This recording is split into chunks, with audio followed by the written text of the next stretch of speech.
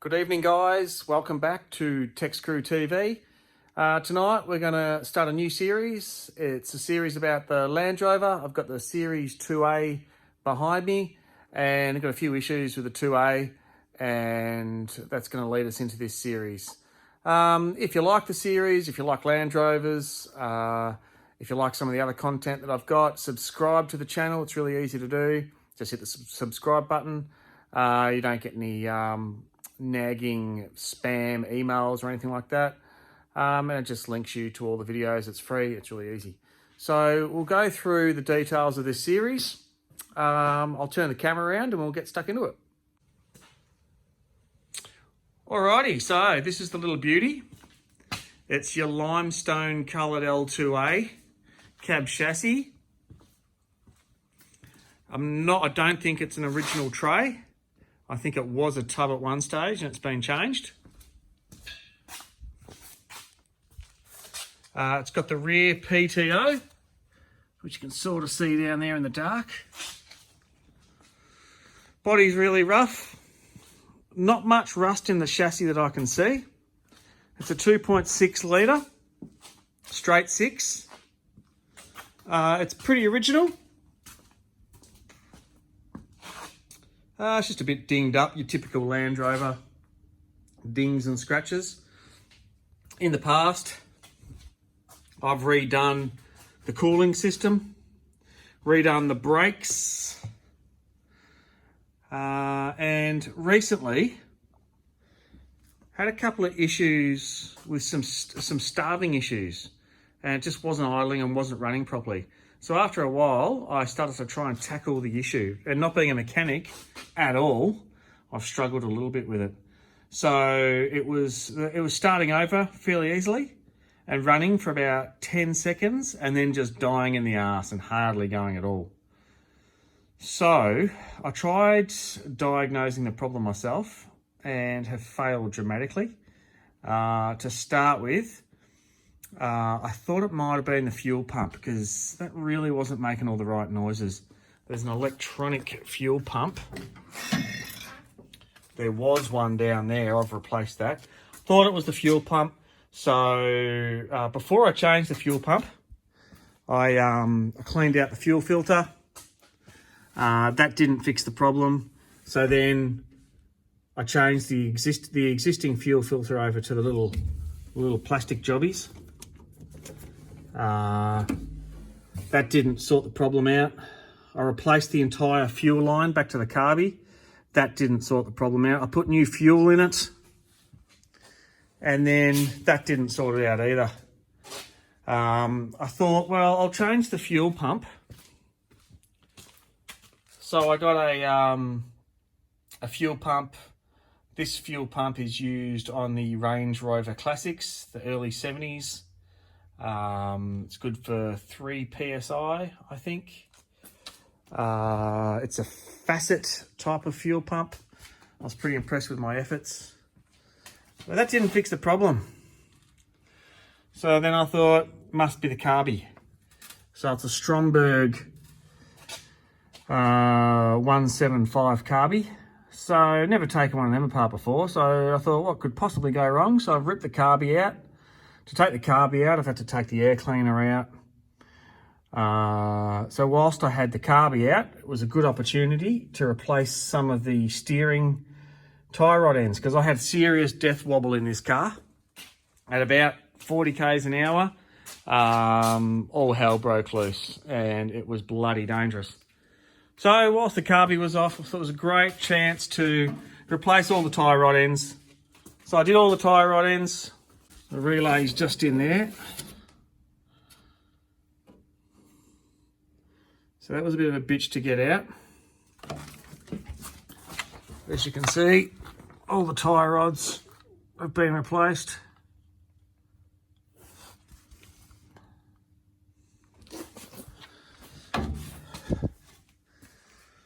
So, recently got the carby back on and it's still doing it. So I fucked around with the fuel tank a little bit. Dropped the fuel tank out. You can see I've got my temporary fuel tank in there at the moment courtesy of a 2-litre milk container, and it works fine. I emptied the fuel tank out and it was full of sludge. So effectively, my diagnosis was wrong from the start. I should have just drained the bloody fuel and put clean fuel in, and I probably wouldn't have had a problem. Although the carby was completely fucked. So that needed to be overhauled anyway. So that was a good job. So here's the fuel tank. And it's not in a great condition. I don't know much about fuel tanks, but this don't look great. There's a bit of rust around there. It looks like just surface rust.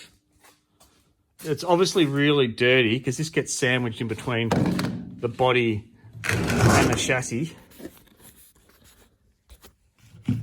There's more surface rust on this side. And it's got this bash plate. The L2A's got a bash plate.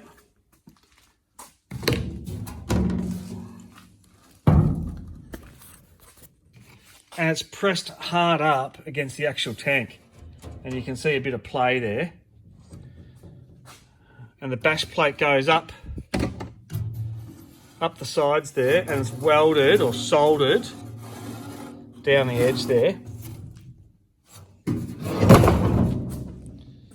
Now, I'm no car expert, but I'm a bit of a metal expert, to be honest. And I can tell you that when you have two bits of steel that are touching each other, it's not a good idea. Water is attracted to that type of surface, gets sandwiched in between the metal and stays there, can't get out.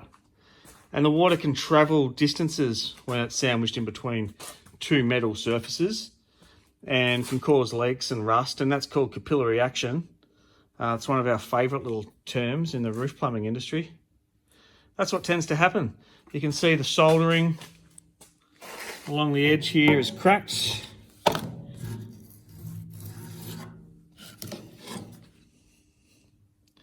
And some of the soldering along the bottom edge is cracked. Unfortunately, the worst news of all is inside the tank. You can see some rust spots inside the tank.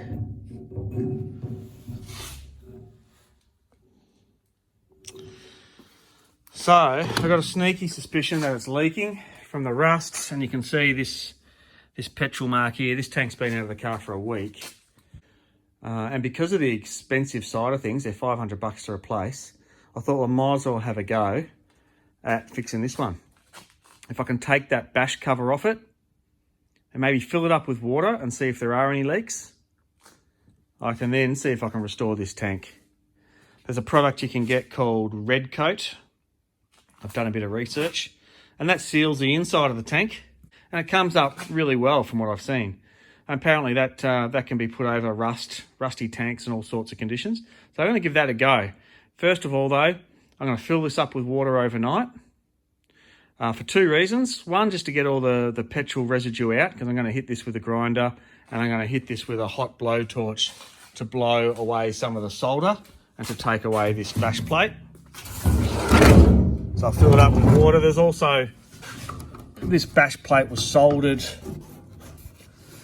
in certain areas. It's all come away. This isn't going to take much at all to come off, to be honest, this bash plate. That might be a blessing in disguise. So tomorrow morning, I'll have a better idea of the condition of this tank. I've got to go and get the can of Red Coat. They're not readily available, and I've got a 45-minute trip to go get it. And then we'll see what happens from there. Hopefully, I can restore this tank, whack it back in the old L2A, sadly, remove my temporary fuel tank, and that should be job done. I'm hoping that I can get it back out on the road and test out my new steering. So I'll keep you updated. All right, so here's the tank after I've taken it out of the car. I've filled it up with water. I thought, well, I'll fill it up with water. Two reasons: get all the petrol out of it and see if there's any leaks. Unfortunately, I've overfilled it and there's fucking water everywhere. That's okay. There's a bit of surface rust over the tank, but there's some rust patches inside the tank. So I reckon I'll fill it up with water tonight get a good idea of how much is in there. I'll come back in the morning and see how much water's left in it, or see if I've got a leak. Irrespective of that, I think I'm going to try and restore this tank.